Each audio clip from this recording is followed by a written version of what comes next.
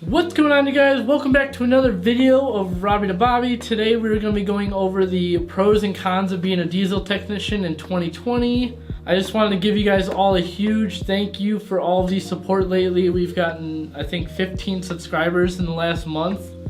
And I do want to appreciate and thank you guys for that. It really means the world to me, and it keeps me motivated to keep making videos for you guys. So without further ado, let's jump right into the video. For the record, I'm done trying to make y'all comfortable. For the record, you ain't trying to grow, then it's done for you. For the record, lab on me going all the way. For the record, ain't trying to link, no time to waste. For the record. Alright, you guys, we are jumping straight into it. We're going to start out with the pros of being a diesel technician in 2020, and right off the bat, the job is very rewarding. That is helping the economy. You know that every single item you buy has either been on an airplane, a train, or a semi-truck going down the road or over the road. If you're doing landscaping in your yard, you're going to need a dump truck, things like that. So the job is very rewarding, and it does help kind of like, I don't want to say boost the economy, but it is the economy. I mean, if trucks stop in America, America stops. So that's really a big thing for me, is just having that like sense of accomplishment, knowing that, hey, I'm keeping these trucks on the road. It does suck to work on sometimes. They are very dirty, but we'll get into that when we get into the cons. But so the economy, that's been a big thing for me, and just working in the field has really shown me like how good it feels, and like how many lives depend on you keeping that truck on the road and those trucks driving down the road. I mean, if, like I said, if trucks stop, it really kind of like slows down the process of just everything in America, which is really cool to be able to stay in that position where I'm helping keep these trucks on the road. And the second point is good money. It is very good money. A lot of more stuff that you have to go into training for and things like that, and we'll talk about that soon right after this. But the money is really good, because not a lot of people want to work on garbage trucks, trucks that go through the oil fields, things like that. Now, over-the-road trucks are going to be a little bit easier, a little bit cleaner, things like that. They're not kind of going through the off-road scene. But there are a lot of dump trucks and big trailers that come through the shop that are on dirt roads or side dump trailers, things like that they're dumping out in the mountains or anything like that. So stuff does tend to get a little bit dirty, and I think a lot of people just don't want to work on them per se, and that's really a big determining factor, as well as it's an absolute need in today's economy and every economy.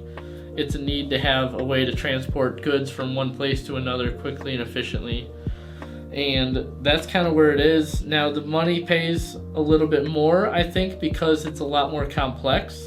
And we'll get into that with the communication system and things like that versus automotive. So there's third thing is there's always diesel technician jobs out there, which is really cool. So you're not going to go through school or trade school or anything like that, get pushed out of college and with your degree, and never going to just not find a job. There's always someone hiring. If it's the local farmer down the road just looking for someone to do PM services like preventative maintenance, wheel seals, brakes, things like that, just minor stuff just to get them down the road, oil changes, grease jobs, things like that. And there's always someone out there just looking for someone to do that, because one, everything on trucks is heavier, but we'll get into that with the cons again. Lots of training involved. So with these trucks, there is a lot of systems on the trucks that are all different manufacturers. So for example, in the automotive field,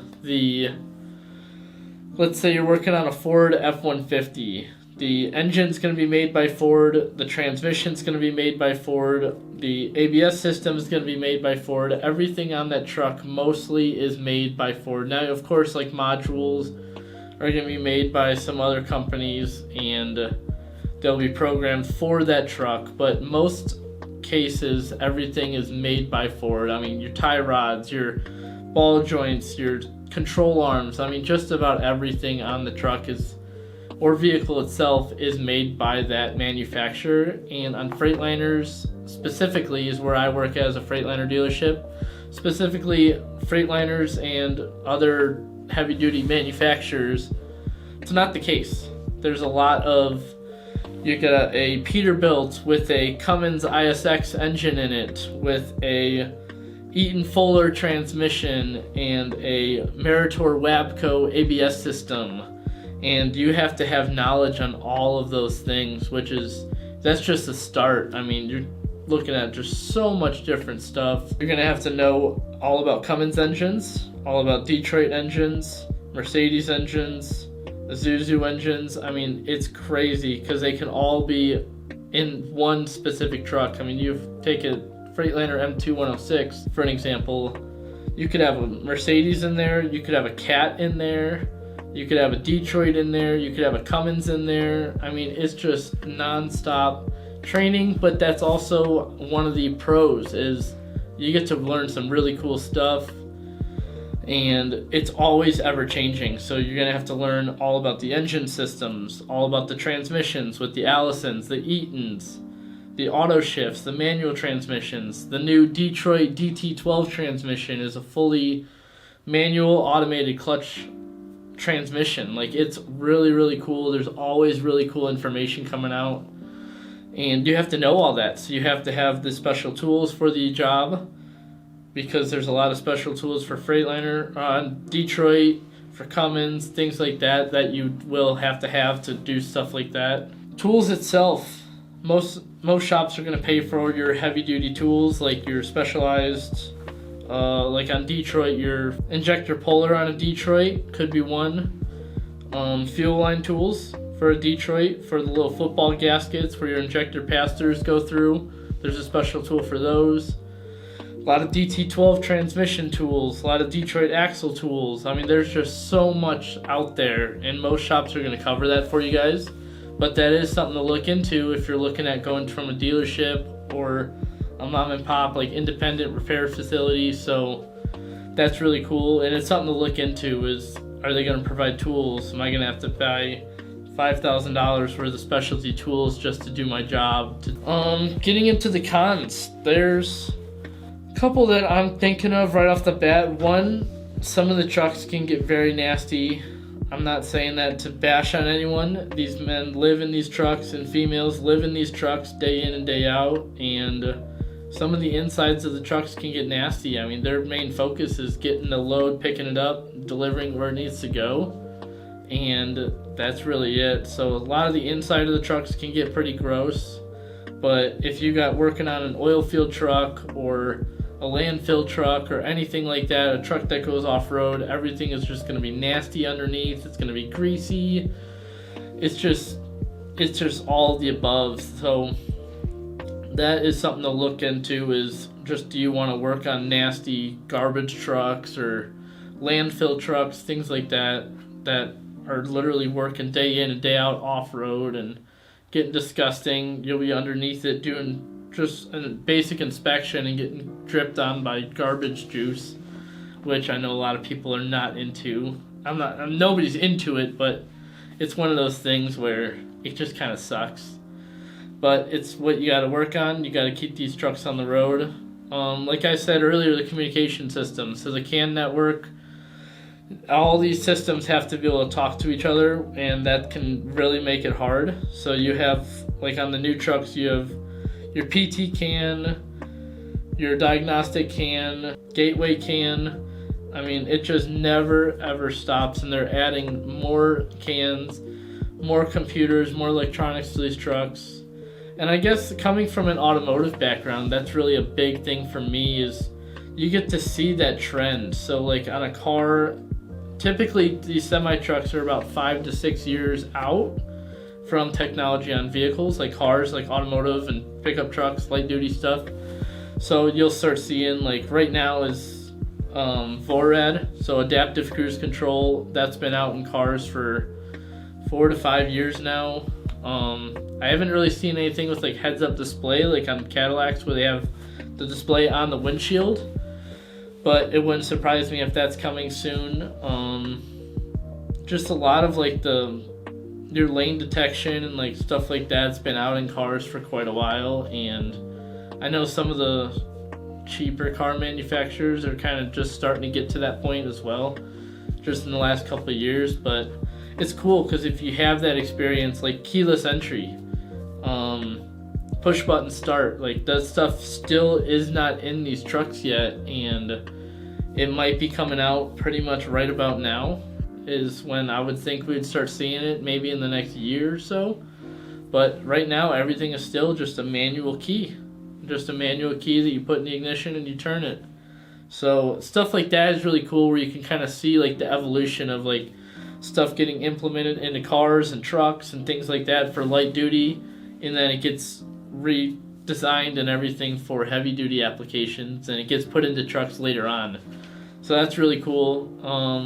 Like I said, the communication system, so not only do you have to know how all the mechanical stuff works on a Cummins engine, a Detroit transmission, all that stuff, but you have to know how they all communicate and talk to each other on all the different CAN networks, and how all of that stuff works with the resistance in some of the modules, or terminating resistors in some of the modules. So it can really get confusing, but it is very rewarding just to know that for future reference. Everything on trucks is heavy. So another con is just everything is heavier, bulkier, bigger. Clearance is also, you would think big truck, a lot of room to work on stuff. Most of the stuff in the engine bay is that way, where you got to get to something, you can pretty much get to it. Your filters, everything like that is pretty easy to get to.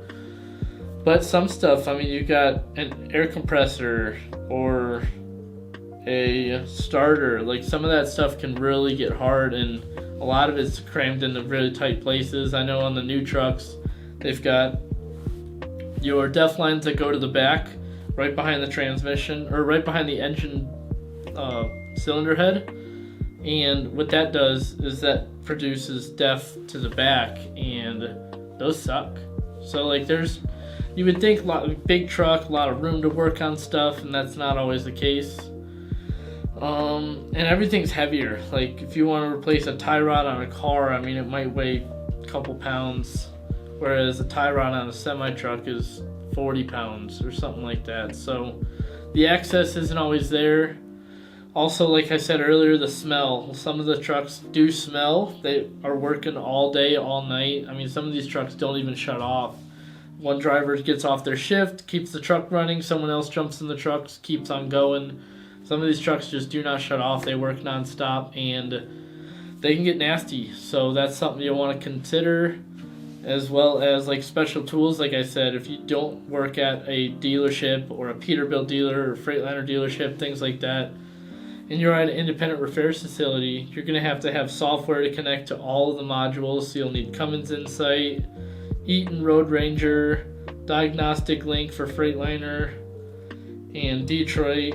I mean, there's just, the list goes on and on. You'll need Wabco Toolbox, Bendix software, programming software. I mean, it just never ever stops. So that's something you got to look into, because those licenses can get upwards of hundreds and thousands of dollars to get all of them. And if you're only doing it once a month or once every 2 months, it might not be worth it. So if you are going to an independent repair facility like that, it'd be good to talk to some of the guys that are there and say, hey, can we all go in on this software? It's going to save us all $400 a year. Let's all just get it, put it on one computer, and that's it. It's the shop's computer, so you guys can all go in on it, save some money, and you all have the updated licenses for that. So that's all I got for you guys. I hope you guys do enjoy the video. A little bit of pros and cons in 2020. I really love being a technician. I think it's the coolest thing ever. It's so much fun. And what's nice is it's different on a day-to-day basis. You're not working on the same thing every day or changing the same stuff all the time. Like, it's always different. There's always something new coming in, something new to learn. So the technology is changing. Everything's going electronic, of course, and it's been fun. So that's all I got for you guys. Hope you guys enjoyed the video. If you did, please leave a like on the video, hit that subscribe button, tick that little bell in the corner so you know when my videos go live for you guys. I'll see you guys in the next one. Peace.